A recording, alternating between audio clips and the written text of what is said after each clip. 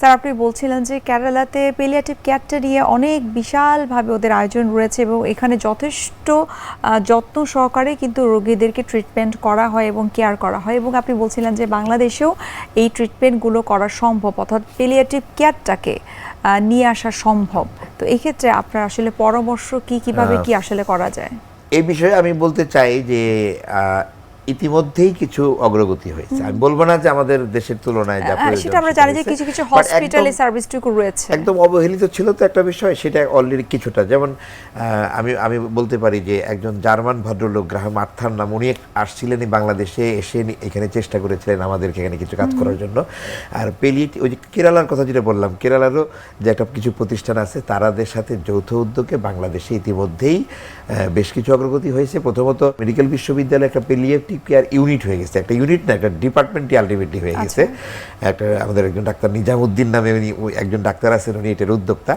তো সেখানে একটা বিভাগ হয়ে গেছে, এবং সেখানে সবচেয়ে বড় কথা হলো যে বিশেষজ্ঞ তো লাগবে, সবসময় তো কেরালা থেকে সবসময় আনা যাবে না। তো ওইখানে এমডি কোর্স, মানে একদম বিশেষজ্ঞ তৈরির যে কোর্স চালু হয়ে গেছে সেখানে, এবং আমাদের ইতিমধ্যেই বেশ কয়েকজন সেখানে পাশ করে বেরিয়েছে। এটা একটা বড় জিনিস। এবং এর পাশাপাশি ক্যান্সার ইনস্টিটিউটেও একটা পেলিয়েটিভ কেয়ার ইউনিট হয়েছে, এবং পেলিয়েটিভ কেয়ার একটা সোসাইটিও হয়েছে, যারা বিভিন্নভাবে ইভেন বিভিন্ন এলাকায় গিয়েও সার্ভিস দেওয়া শুরু করেছে। এটা যথেষ্ট না, এই কনসেপ্টটা আমাদের আরও বেশি, সরকারের যে মুশকিলটা হলো কি, যে আমাদের দেশে একটা বেসিক জিনিস নাই, সেটা হলো আমাদের দেশে ক্যান্সার নিয়ন্ত্রণের কোনো কেন্দ্রীয় যে জাতীয় একটা কর্মসূচি থাকবে, জাতীয় একটা প্ল্যান অফ অ্যাকশন থাকবে, সেই জিনিসটা না। এটা বলতে আমার খুবই লজ্জা লাগে। আমি 30 বছর ক্যান্সার ইনস্টিটিউটে চাকরি করার পর আমার বলতে খুব লজ্জা আসলে এইসব বিষয়ে অনেক অনেক গবেষণা হয়, কিন্তু ইমপ্লিমেন্টেশনের ক্ষেত্রে আসলে আমরা অনেক বেশি পিছিয়ে রয়েছি। এই পরিকল্পনাটা হবে, সেই পরিকল্পনার আওতায় আমাদের ক্যান্সার যে নিবন্ধন, মানে কত রোগী আক্রান্ত হচ্ছে বাংলাদেশে, কত রোগী মারা যাচ্ছে, এই হিসাবটা তো আমাদের নিজস্ব একটা থাকতে হবে। আমরা হাসপাতালে চালু করেছি, এটা আমি ক্যান্সার ইনস্টিটিউটে 2003 সাল থেকে এটা 20 সাল পর্যন্ত রিপোর্ট বেরোচ্ছে আমার জানা মতে।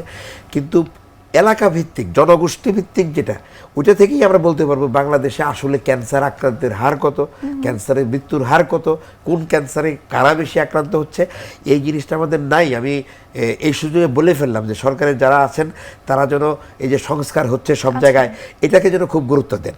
আর আরেকটা আমি বলছিলাম যে পেলিয়েটিভ কেয়ারটাকে মূল চারটা বিষয় নিয়ে আমাদের এগোতে হবে। একটা হলো প্রাথমিক প্রতিরোধ, আরেকটা যেটা বললাম যে আর্লি ডিটেকশন এবং ট্রিটমেন্ট, তারপরে আমরা ট্রিটমেন্ট, এবং আরেকটা হলো পেলিয়েটিভ কেয়ার।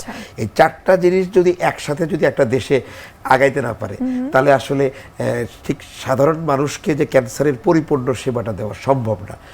আর সবচেয়ে বড় কথা হলো যে আমরা যে এই যে রাজধানী কেন্দ্রিক যে যত কাজ, বা খুব বেশি হলে বড় বিভাগীয় শহর নিয়ে আমরা কেবল চিন্তা আমরা শুরু করেছি, বড় বড় হসপিটাল এবং সেগুলি, কিন্তু এগুলি দিয়ে আমার বাংলাদেশের যদি বলি যে প্রান্তিক মানুষ, যদি বলি 90% মানুষের ধারে কাছে আমরা এখনো ক্যান্সারের সেবাটাকে নিয়ে যেতে পারি না। অর্থাৎ আপনি বলছেন যে আসলে শহরাঞ্চলে সার্ভিসটুকু অনেকেই পাচ্ছে, কিন্তু প্রান্তিক পর্যায়ে অনেকেই পাচ্ছে না।